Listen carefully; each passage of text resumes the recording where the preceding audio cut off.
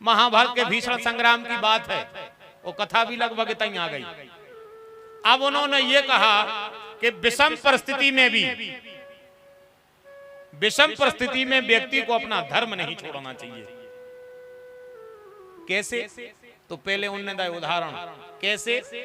उन्होंने बताया कि जिससे महाभारत की हम चर्चा भी कर रहे थे भीष्म के लिए, जब महाभारत की विजय भाई, जब इन बातों के उत्तर आए हैं, एक आ गया भीष्म से, ये महाभारत के बाद की बात है, और दूसरा आया देवी कुंती से।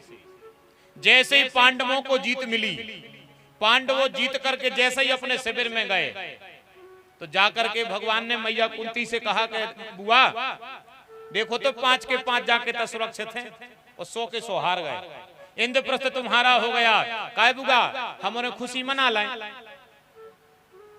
अब देखियो, हम उन्हें खुशी मना लाएं। कुंती बोली नहीं। काय बुआ? बोले कन्हैया तुम्हें पता होना चाहिए, अगर हमारी जीत भई है तो हार भी हमारी है भाई। धर्म देखना हो आप सब। अगर हमारी जीत भई है तो कन्हैया हार भी हमारी है भाई। अगर हमारा पेट भर गओ है, अब अन्न की चाह नैया, मनो कोड़ा पीठ पे भी हमारी परे, सूजी भी हमारी पीठ है। अब चाहे कन्हैया तकलीफ पेट की होए और चाहे कन्हैया तकलीफ होए पीठ की, दुख तो केवल आंसू आंखों से ही निकलत। हमें जीत की जितनी खुशी है, उससे ज्यादा दुख हमें हार को है कि फायदा चाहे जितनी जीत के भई होए, पर नुकसान तो हमारो भाव है भी। हमारे भतीजे हमारे, हमारो परिवार लड़के नष्ट भाव है।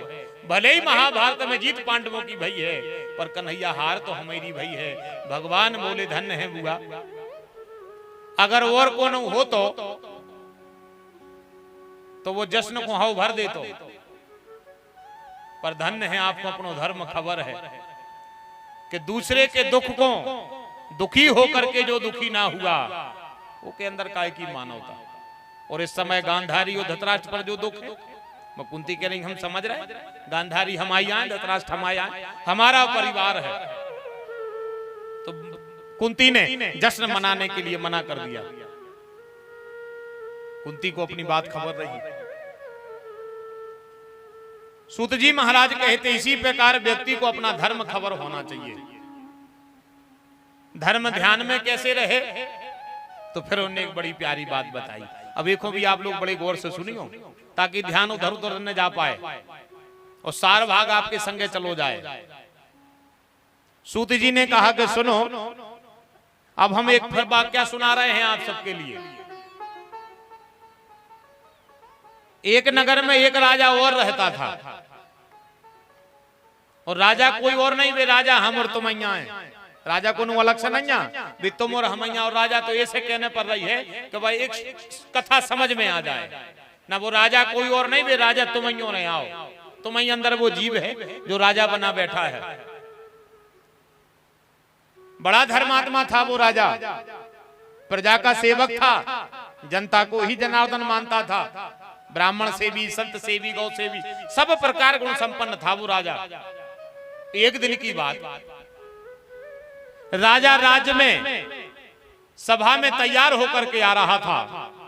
प्रतिबिंब के सामने खड़ा हुआ, दर्पण के सामने। उस दर्पण में राजा ने अपनी परछाई देखी।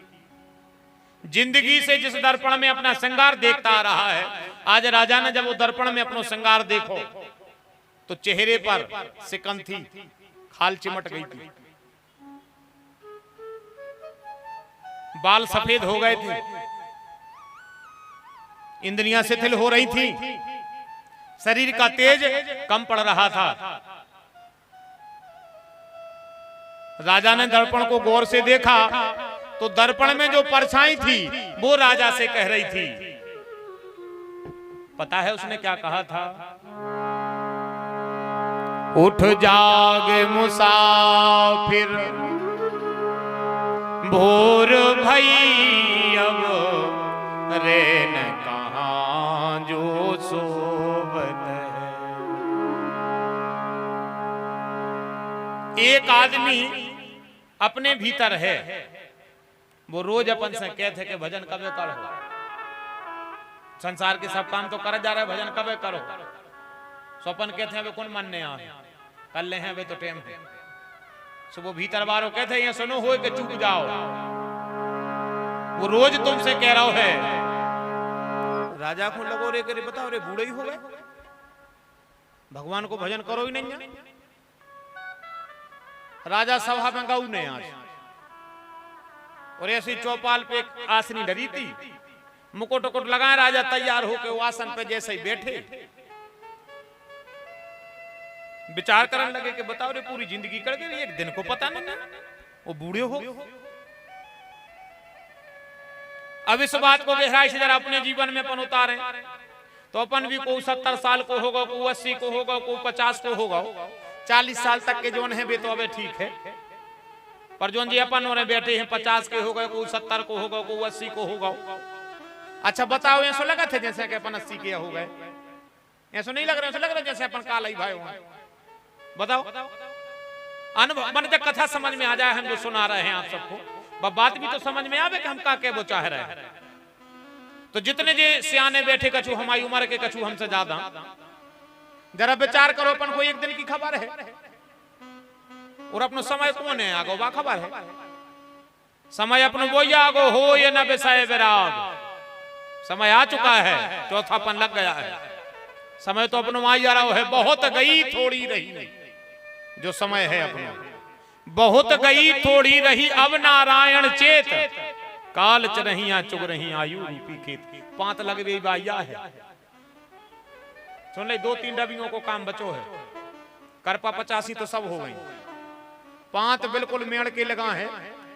चर्चा होने लगी है कि तन्ना कोर दिन डूब गई बारो है, तन्ना कोर चर्चा होने लगी।